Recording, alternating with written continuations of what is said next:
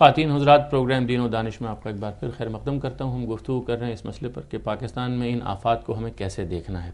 اس سلسلے میں ہم نے ایک تحریر پڑھی اخبار میں جناب نذیر ناجی صاحب کی، جو مشہور کالم نگار اور ایک سینئر صحافی ہیں. ہم نے ان سے رابطہ کیا ہے. ناجی صاحب السلام علیکم. جی وعلیکم السلام. آپ خیریت سے ہیں؟ اللہ کا شکر جی. نوازش. ناجی صاحب، آپ کا ہم نے کالم پڑھا، اس میں آپ نے اس سیلاب کی تباہ کاری کے سلسلے میں ایک پوائنٹ آف ویو پیش کیا تھا. میں چاہوں گا کہ مختصر آپ ہمارے ناظرین کے لیے جو ان کالم نہیں پڑھا وہ خود چند سطروں میں بیان کر دیں تاکہ ہم تھوڑی سی بات کر لیں اس بارے میں آپ سے.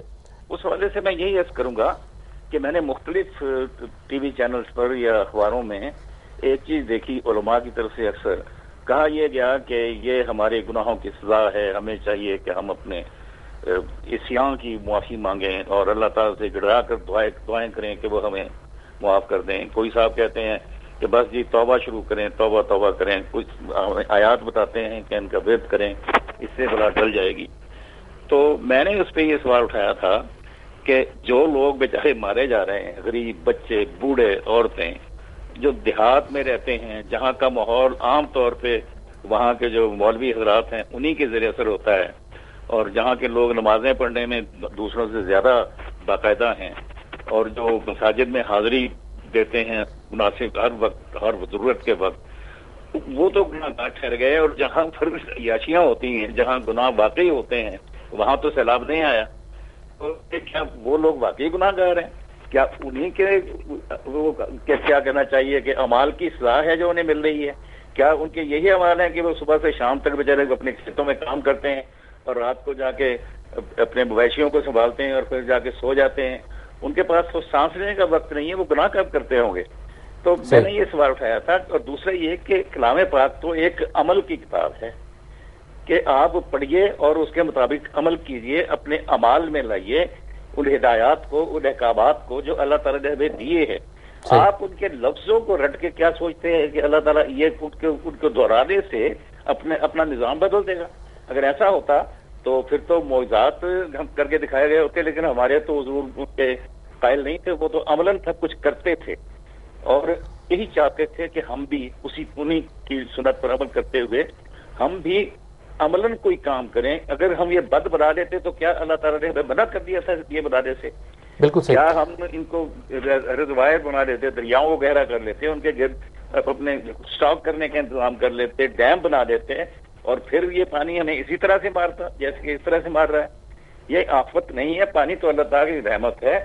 ہم نے اگر اسے نہیں سنبھالا، ہم نے اسے کنٹرول نہیں کیا، ہم نے انتظام نہیں کیا اپنی آبادیاں بچانے کا، تو اس میں گناہ ہمارے نہیں ہیں، گناہ ان کے ہیں. اس ملک کے انتظامات چلانے کے ذمہ دار ہیں. ٹھیک ہے ناجی صاحب، یہ ہم اس سے انکار نہیں کرتے کہ یہ ایک بالکل زاویہ نگاہ ہے. اس پہلو سے جو کچھ آپ نے بیان فرمایا ان میں سے کوئی بات بھی غلط نہیں ہے.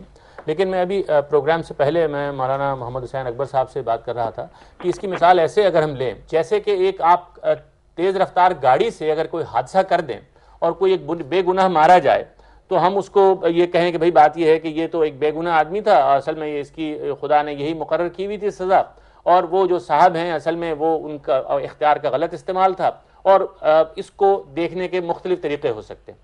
یعنی مراد یہ ہے کہنے کی کہ جیسے سیلاب کو روکنے کے لیے بھی بہت سے اقدامات کیے جا سکتے تھے، لیکن دیکھنا یہ ہے کہ اس وقت جیسے کہ اس گاڑی کی زد میں آنے والا کوئی بے گناہ شخص اور جو سیلاب کے پانی کا شکار ہونے والا شخص ہے وہ خدا کے ایک فیصلے کا شکار تو ہوا ہے.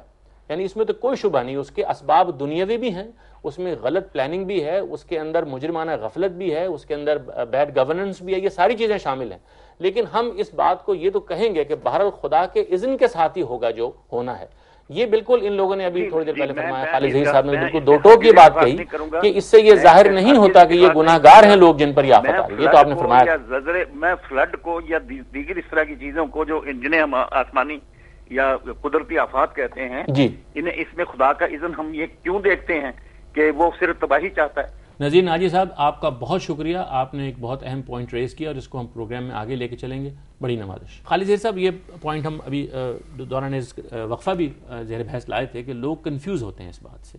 اس کو واضح ہونا چاہیے کہ جیسے انہوں نے آخر میں فرمایا کہ کیا گناہ بھی پھر اللہ تعالیٰ کی اجازت سے، اللہ کے حکم سے؟ نذیر ناجی صاحب نے بہت اچھے اور اہم نکات اٹھا دیے ہیں.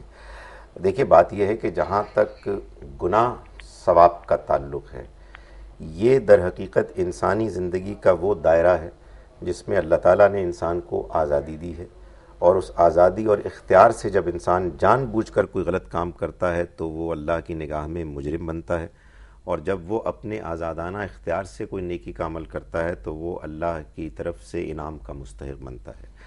جہاں تک اس چیز کا معاملہ ہے کہ ہم دنیا میں کوئی اقدام کرتے ہیں کسی کے خلاف، تو ہمارا کسی کے خلاف مثال کے طور پر قتل کا اقدام کرنا یہ جرم ہے، لیکن ہم صرف اقدام کرتے ہیں۔ آپ کی بات بالکل درست ہے، وہ اقدام اپنے مقصد کو حاصل کرنے میں اسی وقت کامیاب ہو سکے گا کہ جب اللہ آخری سینکشن ہوگی، اذن ہوگا، اس کے اذن کے بغیر تو کچھ نہیں ہو سکتا۔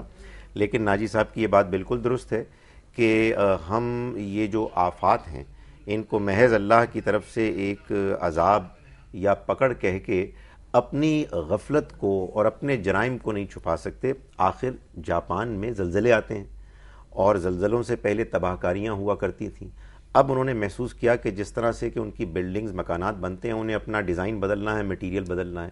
زلزلے اب بھی آتے ہیں لیکن اب نہ کوئی بلڈنگ گرتی ہے نہ کوئی شخص مرتا ہے، تو آخر ہم ایسا کیوں نہیں کر سکتے؟ اس لیے میرا یہ خیال ہے کہ یہ سوچ اور تھنکنگ بڑی کلیئر ہونی چاہیے۔ اللہ کی طرف سے کیا ہو رہا ہے اور بندوں کو کتنا اختیار ہے، دونوں میں کنفیوژن کی وجہ سے یہ ذہن پیدا ہوتا ہے کہ ہم تو کچھ نہیں کر سکتے، ہم تو بے بس تھے۔ اصل میں جو کچھ ہونا تھا وہ ہو کے رہے گا، اور اس وجہ سے ہمیں اس پر مطمئن رہنا چاہیے۔ خواتین حضرات، ایک وقفے کی اجازت دیجیے، وقفے کے بعد حاضر ہوتے ہیں، ابھی گفتگو ابھی جاری ہے۔